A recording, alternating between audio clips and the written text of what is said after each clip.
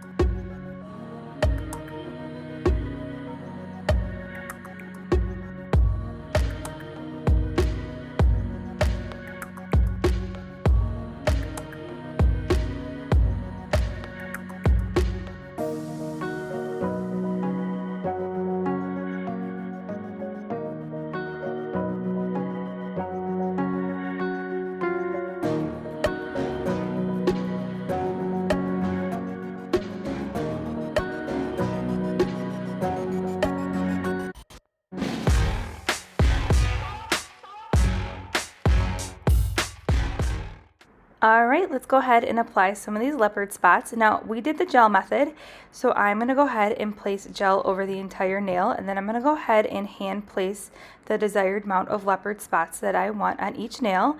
Now, that's the fun part of doing your nails at home. You can get as creative as you want. You can keep it super simple by just adding a few leopard spots. You could do some color blocking with the leopard spots as well with the gel method. I think that would be super fun and easy to do.